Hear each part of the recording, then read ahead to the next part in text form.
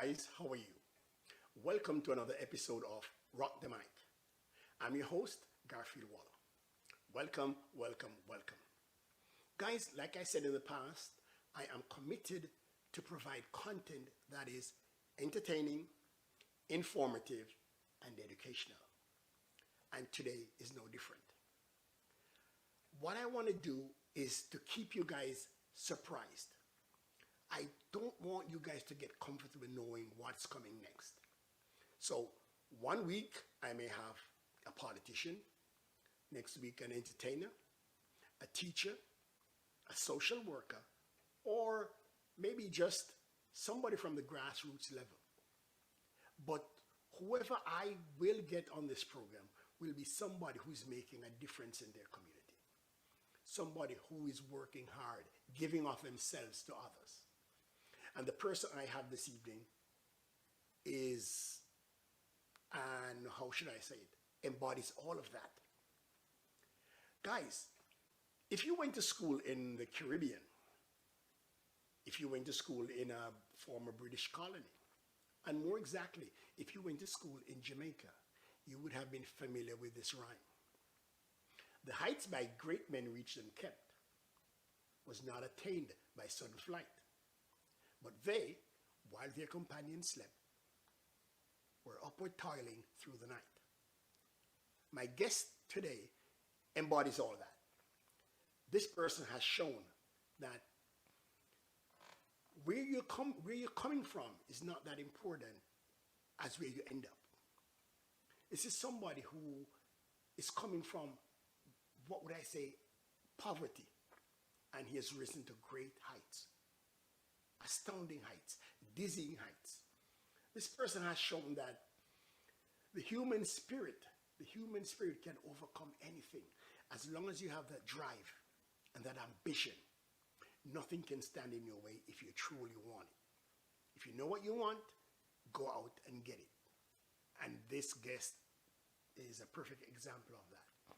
Ladies and gentlemen, please give a rousing, rock the mic welcome to my guest this evening, who is none other than Dr. Norman Dunn. Dr. Dunn is a politician, as most of us know him. Dr. Dunn is a member of parliament, the JLP member of parliament for Southeastern St Mary. This man is a rising star in the JLP government. He has done a meteoric rise, and trust me, he's not done yet. Ladies and gentlemen, our guest, Dr. Norman Dunn. Welcome, Dr. Dunn. Welcome, Dr. Dunn, sir. How are you? Yes, welcome, Good. sir. Welcome. Fine, Glad thank to you. have you here. Glad to have you here. I'm happy that you Sure. could take some time out from your busy schedule. Good. Let's see if we can get that picture steady again. I know you're having a hard time with it. All right, there you go. Okay, ready?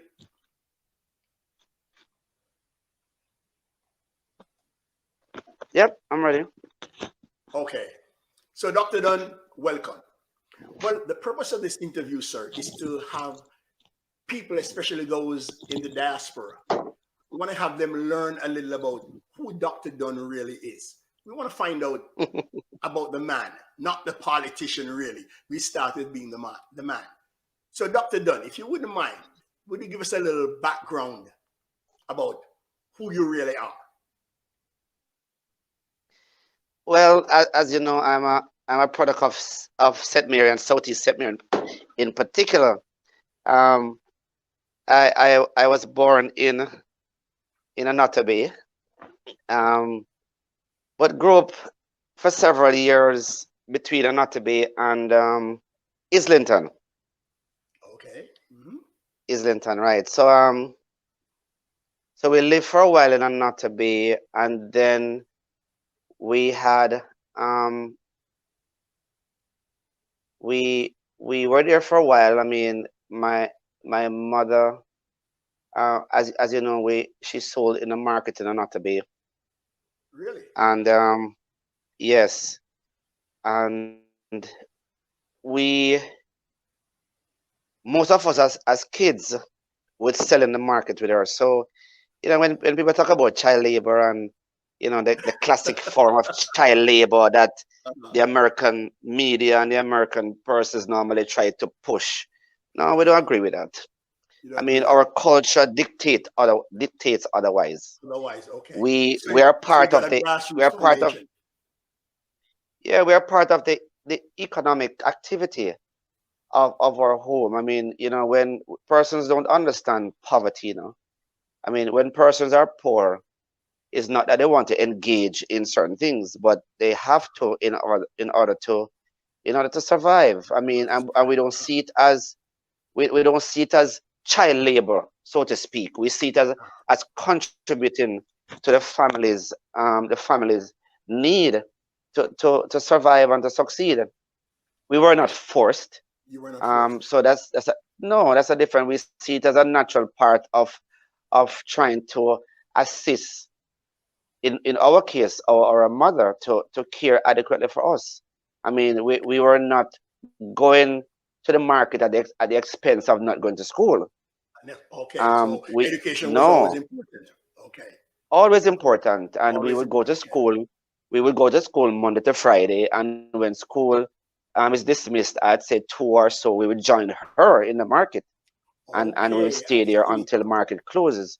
Okay, You understand? So it was never at the expense of our education. It wasn't something we were forced to do. We were put on the streets to sell. We thought that we were partners in that business. the partners. Okay, yeah, So that's what we were more partner in the business, okay, and that we were doing our part to ensure that that business succeed. okay. So So let me ask so you when something. people again, Yes. So from that background, you're also a successful businessman. Would you say that background helped you? That selling in the but market. let me tell you a little bit.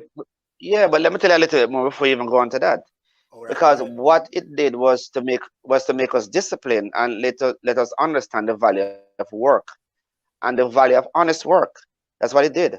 So when we had to go with her on the weekend or on a payday to to walk around the neighborhood in Islington, right, up and down the hills and valleys in Islington, it was to teach us the value of hard work. Okay. And to answer your question, in hindsight, maybe it did, because maybe the entrepreneurial spirit was honed from then without my even knowing, because I had no interest of going into business, none at all. None So at all. maybe that none, absolutely none at all. All right. So Hold that maybe thought. maybe We're gonna come back to that. We're gonna come back to that thought in a little while. Let me ask you something. Living in Islington, where St. Mary High was the school, why Dintil instead of St. Mary High?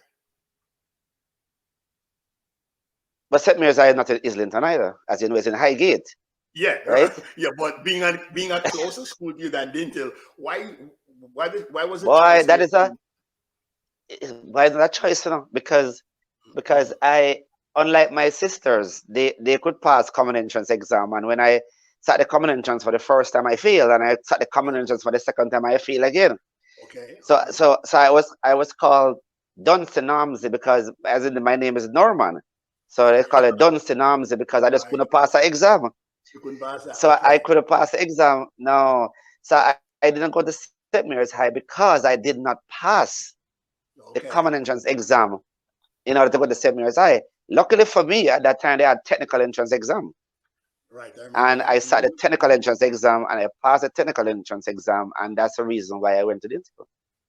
She went to Dintil. Did you travel every day, or were you a boarder? Were you No, I boarding boarded. every day? I boarded first at a home in the first year, but then Uh-huh. after that, I boarded on campus, because of Okay. course we just couldn't afford to pay for Yep. boarding fees, etc., Uh-huh. etc. As I told her, I mean, she was selling the market, so we just didn't have enough. So Oh, I did well at school enough for, as you mentioned, Mr. Barrett, Froggy B, yep. to select me as one of the persons who would stay and run the farm. So, but Oh, by staying around the farm, it was something, in lieu of something. So when it came to holidays, I had no holiday. So I had to stay on the farm. I would get maybe 1 week out of the holiday, or 2 weeks out of the entire summer holiday, because I was not paying. I wasn't paying for boarding. I wasn't paying for lunch or dinner. Okay, good. So So you had to I had stay to there. work in lieu of all of that. So I had Okay, to give up my holidays in order for me to be able to stay and earn a place on the campus. on campus. Okay. So after dental, where did it take you? Where did your education take you after dental? Well, after dental, I went to UTech, and I did pharmacy in UTech. In those days, they had a diploma in pharmacy, and I did the Okay. diploma in pharmacy. And subsequent to that, I went to the University of the West Indies, and I did Uh-huh. a first degree there as well in management, econ, and accounts. And then when I finished that, I went back to the University of West Indies and I did a master's in international business. Yes, okay. And then UTech started the upgrade of all their programs from diploma to degree. So I went Oh, back to UTech and did another year to upgrade from a diploma to a degree in pharmacy, so that to carry on par with everyone that was now graduating with a degree in pharmacy. okay. And then after that, now I did the doctorate in pharmacy at UTech. I mean, I'm in the very first cohort that graduated from the UTech with a doctor of pharmacy. And I was Okay. lucky enough to also, as a result of that, and some of my lecturers who had done their studies at the University of Florida, so I got the opportunity to go to the University of Florida to do a portion of it. Okay. So you are almost totally homegrown when it comes to education. Totally homegrown, except for that little stint in Florida. That's great, man. That is great. Now, That's right. Dr. That's Dunn, right. Dr. Dunn, your foray into politics, when did this interest start? Again, just like I told you before, I had no interest in business. I also had Hmm. no interest in politics, none at all. None. So one day I was by one of my none.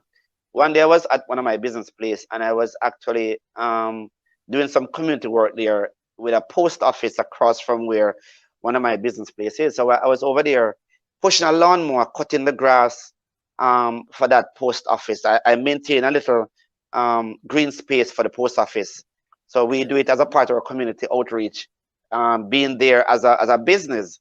So a friend of Hmm. mine was passing from Anatomy to Donovan Thomas, Dr. Thomas now, Yeah. and he stopped me and asked me if I had any interest in politics. I told him no, and he said, "But why? You finished studying now, you have a doctorate now, why not do something?" And I said, "I have Hmm. no interest." And then a call was made to Bobby Montague, and they did a three-way conference call the next morning, Hmm. and that's how my journey began in politics. So Montague is a So sort of all of these mentor. are just accidental journeys. Accidentally. Well, Pardon me? accidentally, you have done well. Accidentally, you have done well, sir. Okay, your first election, so to speak, must have left a bitter taste in your mouth, right? Because I understand that you won, Absolutely and then not. on the recount, No, you didn't. Uh-uh. no, Explain it that. didn't. No, it didn't. Because you see, because again, remember I told you I had no interest in politics, so Uh-huh. it was not zero-sum game for me, all or nothing. I mean, if it's something I'm going to commit myself to, then it's something I'm going to do. And Okay. therefore, the fact that I won first and lost, I mean, person might say that you'd have been so distraught and disappointed. And I said no. The process is what it is. I mean, look at what's going on in the United States now. I mean, True. you have to accept democracies, right? With all of its idiosyncrasies, with all of its ups and downs. But if you accept democracy for what it is, then you pick yourself up and you go again. Hmm. So it never left a bitter taste in my mouth, because I had a commitment to the people of Southeast St Mary. And you'd have seen and you'd have heard that's one of the things that allowed me to win in such a way in the by-election, because person recognized that I never left any at all. Because My aim was to give as much as I could give to the citizens who are my family and friends of Southeast St Mary. So whether I was the member of parliament or I was still a caretaker, I was going to give, You're gonna give. which is what I Okay. did. So there was no bitterness in my mouth. Okay, good man. You are a better man than I am. Let me ask you something here. Now that you mentioned that, you said you wanted to do good for your friends and family. How do you feel? Tell me the truth. How do you feel about a politician representing a community where he's not from? Like you take up a man from, say, Kingston, have him represent somewhere in, say, Trelawney. How do you feel about that?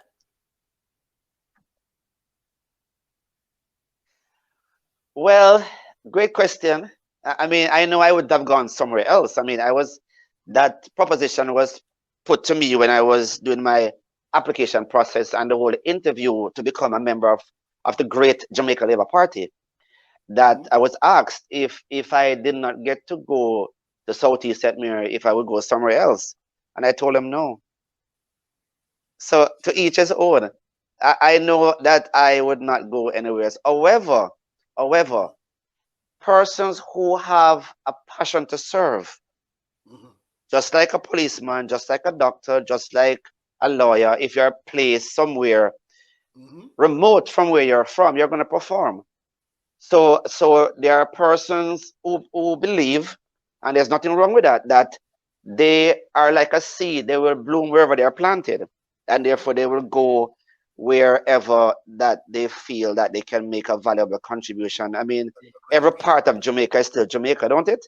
Every part is still Jamaica, All right. I and like how therefore you you're put. I and like how therefore you you're put still that. Okay. and therefore you're still at Jamaica. But me, I want to go Southeast St Mary. You want to sell these? Okay. With the recent elections, sir. With the recent elections, with the JLP receiving that enormous mandate, do you think? How do you see it? Was it a JLP victory or a PNP loss? How do you look at it? Did the Jamaica's JLP win victory. or did the PNP lose? Jamaica's victory. Why do you think? Jamaica, Jamaica needed. Mhm. Jamaica needed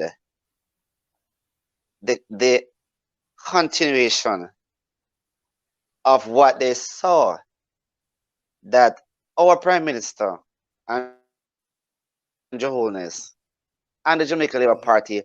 was doing for Jamaica. They saw that something great has been happening and something greater would happen with a strong mandate for the Jamaica Labour Party. And therefore, the people of Jamaica spoke. And therefore, the people of Jamaica has benefited. With a mandate like that, doesn't put a big responsibility on the JLP that now they have to really, really, really deliver? So, in a political party, yes. But the Mhm. thing about us in the Jamaica Labour Party, we believe so much in commitments. We believe that if we set forth a program, that we should complete that program. That is just who we are.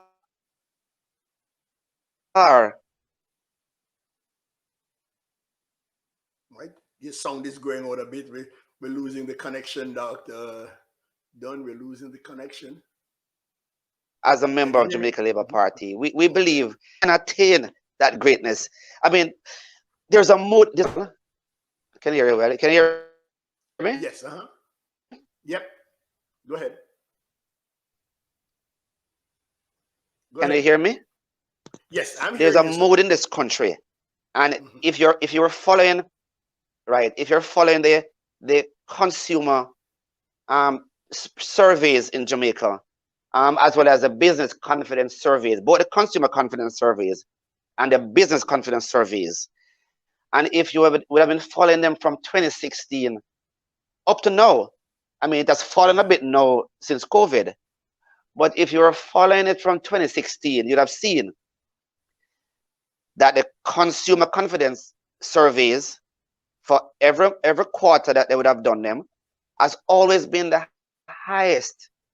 both business confidence and consumer confidence survey, which shows Okay. that the people had already great confidence in the ability of this government to deliver. And therefore, you're saying that there's an intense pressure on us. I don't believe there's an intense pressure on us because it is almost in our DNA to perform. To And we have perform. set ourselves ambitious targets. Yes. Uh-huh. And we have set ourselves ambitious targets that we know we can attain, because these are not just what we call pie in the sky targets. These are targets that we would have sat down well and we'd have considered them. No, granted that we live in a global world, then we might have shocks that might can throw us off some of these targets, like in the pandemic. No, it has thrown us off significantly. I mean, those are things we have no control over, but the things that we have control over, we have set those targets and we were on a pathway to achieve almost every single one. And after the All right. Great. pandemic, we're going to continue achieving them, because we don't see the Yeah. pandemic as some countries see it as a death sentence. We see the pandemic as an opportunity to retool and to refocus and to rebrand and to go again. That's how we see it. So we are very bullish on All right. Jamaica. I mean, and we're preparing ourselves that as the pandemic seeds and we we come out of the pandemic, we're going to be stronger than ever. All right. Okay, I'll come back to you on that one in another interview, maybe a couple weeks down the road. But let's go to St. Mary. Let's go to my home parish, Southeastern St. Mary. I was born in another Bay hospital. So that area is very close to my heart. Now, what are your plans? What are your plans for Southeastern Well, St. Mary? I was born in Ottawa Hospital. Oh, wow. All Well, right. you'd have seen. Yeah, I mean, right here. I tell people I have a badge on my hand. This is my badge right here. I got it from the Ottawa Hospital. Um, Uh-huh. the plans for Southeast St Mary. You'd have seen over the last 2.5 years that I would have accomplished a lot, and that's one of the reasons why persons voted for me overwhelmingly. I mean, I got the largest win of any member of the political directorate in the history of Southeast St Mary. I won by 1,741 votes, more than anyone else ever in the history of Okay. Southeast St Mary. And why? Why? Because persons saw what is it that I was doing. I was trying to, number one, correct a number of deficiencies in the constituency. Okay, such as? Deficiencies including our road network in particular, deficiencies in some of the issues that have been long standing and persons would have thought that these could be solved, like in front of there not to be primary school, there was a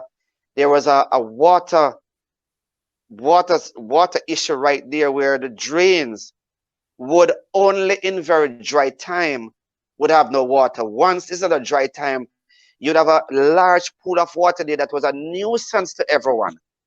Mhm. And nobody, for as long as I could know that water was there, nobody thought it could have been fixed. And I told them that's ridiculous. Everything has a solution. And I solved it. So it's long-standing issue of community centers. We have no outlet for the energies of our youths.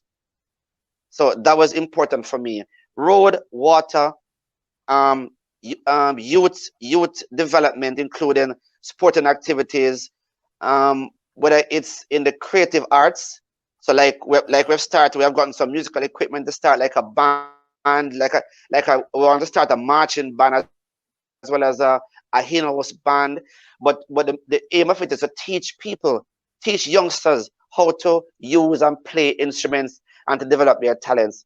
So some of the plans going forward include we just came off the phone today because we're trying to do something like this. We're trying to create a radio station for Okay. Southeast St Mary, All right? right. So at least, I mean, the young artists, yes, the young artists coming up will have an outlet for their music An outlet. Okay. Hmm. and their creative talents. Right now, we are also expanding the Not to Be High School hospital that you and I were born at.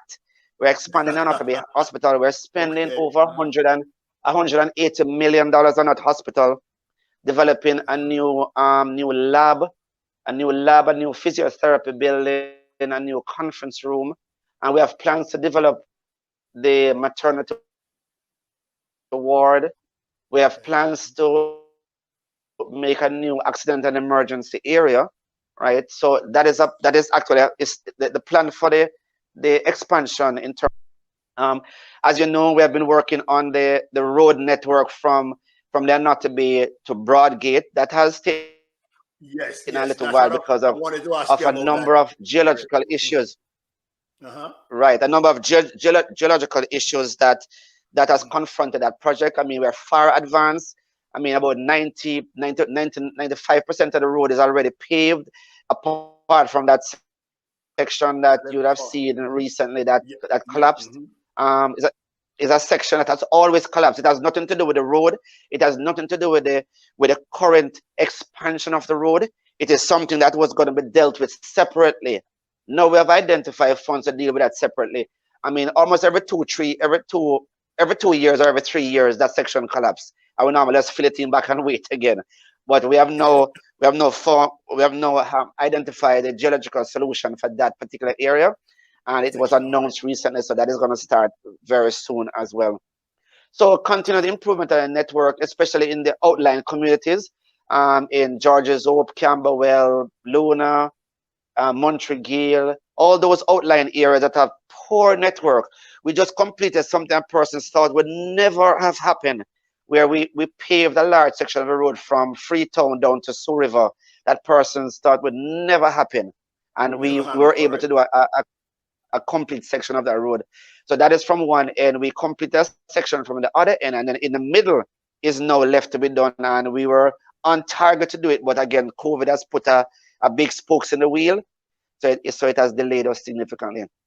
So in a Let me ask you nutshell, we want mhm. we want to continue the infrastructure development generally. We luckily we also have a private interest who did a call center in an base, so that is taking a few Okay. Yeah, I heard about persons that. into the call center. We're open to build that out. Well, the plan that they have is to build it out significantly, and we are hoping that that plan will come to fruition. Uh, Okay. we continue to do some amount of training through heart and some of the skills training agencies. We just met with Factories Corporation recently to look at, again, if you know the area well, around Fort George Road, where the Not a Bay Primary School is on. It used to be the old Brazier factory. When I was a little boy, we used to have that around there. And one used to be occupied by Yep. Jamaican producers. So we met with Factories Corporation for us to, and you have seen it on my website or my Facebook or Twitter account, that Facebook. we are in the discussion stage now with Factories Corporation to refurbish and restore those two factory spaces for us to use it as Okay. three things. Okay. Met with some we had some discussion today, looking at identifying a project which I can't speak too much about. Too much about now. All Is right. we might use one of the factory space for one of that project that uses some indigenous material that is in Southeast St Mary, that we can use it for an export oriented project. We Okay. are That would be good. also going to use we're also going to use the other factory space that we are building to as a training center for heavy duty equipment operators. So I want to train young men and women to become tractor drivers, tractor trailer drivers, excavator Okay. operators, Tractor these trailer things drivers. which I know is needed in North America and Forklift. Canada, that we can, All right. that we can offer those as possible educational opportunities, vocational opportunities for a number of youths who are in the area who is not meaningfully engaged. In the Engage in Broadgate area, we employment. have a training center that has not been used for a while, and we have spoke to JBDC, which is a government agency Mhm. that deals with MSMEs, how to encourage MSMEs to grow, Their mandate is to move product things from concept to market, right? And therefore we have engaged them. They are supposed to make a visit to the area so we can maybe restart um, business development opportunities in the area. Whether it's whichever small business opportunity you want to develop, there's a resource center that you can go and get all the information you want and the supporting mechanism behind it, so that you can not just only have an idea, but we can allow that idea to grow and develop. Okay, We have and some, germinate. we have a lot of machines out there, sewing machines, and they're very big on garments. So we're seeing that if we can get those machines back up and it can be used to train young women and men who have the interest in fashion and garment production. Mhm. So we have quite a bit of plans. I could go on and on. I mean, there's a project which I'm also working on. Is hopefully, I mean, I don't like to talk about it before they happen, but it's a $300 million US project that we are hoping we can actually get in Southeast St Mary. Yes, right. Wow, So there's big things coming, and we just big things hope coming. that it will happen. Great. Big One things. thing I'd love to hey, listen. I'd also love to ask you about something. I couldn't let you get off without me asking about this. How is that bridge coming on in Richmond? Well, I am a bridge man because I've built. I mean, our Yep, famous Chesterfield Bridge, Chesterfield Bridge. Yep. right? We built that bridge. Oh yes, we also built a fording in Baxter's Mountain for years. Baxter's Mountain had a very dilapidated bridge that, let me tell you, anybody cross that bridge would do so at their own risk, right? At your own We risk. have gotten a commitment from NAA, hoping that it would have been in this financial year. I think it was in this financial year that we were hoping that we would be able to start that bridge in Baxter's Mountain. But in the meantime, what we did is to build a fording so at least people can travel comfortably. Heavy duty equipment such as fire engines, water trucks if needs be, person constructing their homes. I mean, these construction activity can take place because there's a solid surface that you can now drive across the community. But on the Richmond Bridge, yes, Uh-huh. it is still in the state of disrepair. And we have spent some money so far on trying to shore up the buttress of the bridge to allow for it not to deteriorate Curate. anymore until we have finalized the design to restore the bridge. So that is where we are. I must say it is of great inconvenience to all the persons who are using that corridor. I can imagine. Tremendous inconvenience. And I mean, as a member of parliament, I really feel it for my constituents who have to use it, and in most cases have to pay extra Extra. because it requires a longer journey now, or or Yep. or two parts of a journey. Because I mean, we're so creative that person will take a taxi to one side of the bridge, people walk across, and then taxis are waiting on Yeah, the other side to go the yeah, next direction. I've heard about that. But it's just that it costs them more, and that's it. Yeah, And that's the thing. mhm. I mean, they still can travel, but they have Yeah, traveled now in a creative but manner, inconvenient. to do it. S- Something I must commend you on, though, and I've heard about it from all the way up here. What you guys did with the Westmoreland Oval, because I used to play there as a schoolboy. I've heard it's in great condition, man. Great Great condition. condition. Great condition. I mean, it's one of the things that I'm very proud of Hmm. because it is one of the campaign commitments that I made. That you made, And okay? I and as yeah, and as I can tell you, if you look at my manifesto, we were able to achieve almost 90% of the commitments I made during the election. I'm one of the few members of parliament who actually produce a manifesto, which is my score sheet to show that I'm in business. My score sheet about what is it that I want to do and what is it I want to achieve. And I'm happy to say I was really able to achieve um, most of what I had set out to do, You set up to do. including Okay. the Mhm. Westmoreland Oval. And before I let you go, I had seen where you were talking about some development with one, Castleton Gardens, and the Scotts Hall Maroons. There was another one I can't. It escapes me at the moment. But Scotts Hall and Castleton Gardens. Are So let those me tell you what we plans have done with that. over? Mhm. Yes, and portions of it have been done already. Take for instance Okay. at the Scotsall Maroon, right? Yes, Mhm. Scotsall Maroon. We wanted to ensure the general idea that I have is that with the development of the road network, right, that we're doing, the cruise ship pier in both Trelawney and in Ocho-Rios, we wanted to see if we could engage the cruise line to allow their visitors to experience maroons and the maroon life in Jamaica, right? Okay. So the plan I had was how to develop Scotsall Maroon in such a way that we could market it.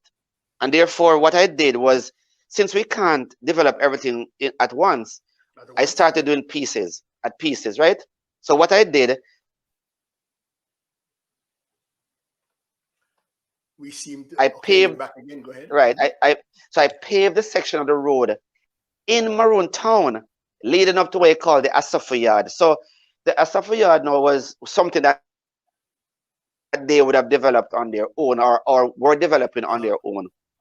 So I wanted to ensure that as a government, we facilitate movements down in this area because the road was very, very bad. So, Yes, so I I know. I know. paved that road for them down in there. The second part was how could we twin Castleton Garden with the Maroons? So what I wanted, so I engaged the Tourism Enhancement Fund to see how they could assist me in developing this treasure that we have called Castleton Garden. And one of the things which I wanted to do, and we got approval of $60 million in this year budget, but COVID has thrown everything out again, is that I was gonna, where we have, if you know the area well, where we have the people who sell the soups and stuff like that, Yeah. we were gonna move everything from there. We're gonna take off a portion of the mountain. We were gonna push the parking area maybe about 50 to 100 feet in. So we have now a large area for tour buses and people who wants to stop by would build up a new craft Okay. village in that area, along with local cuisines and stuff like that. So the tourists coming in would park all their buses there. They would take the smaller taxis or smaller buses up to Maroon Town, to the Maroon Village, right? Okay. And then they would come down. They could buy craft items in that area. They could sample our local cuisine in that area. The other thing which we're trying to do with Castleton Gardens, because that is itself a treasure because of all the botanical gardens are there. So the tourists Yeah. could also tour it to see the different flora and fauna that we have in Jamaica. Right. But in Okay. addition to that, we wanted to use the river and create a water park there. What? So they would Okay. also have a water park that they could do, and locals would also have the water park. So instead of traveling all the way to Negril and Ocho-Rios, we are only 30 minutes away from Kingston, from Castleton Garden, and all the schools and all the people could come all the way to Castleton Garden and enjoy that. Benefit from the parking area, benefit from the craft and the cuisine that is there. I would have a wholesome development for that area. Okay. That would be good, man. That would be good. Yep, Anyway, that is still the plan.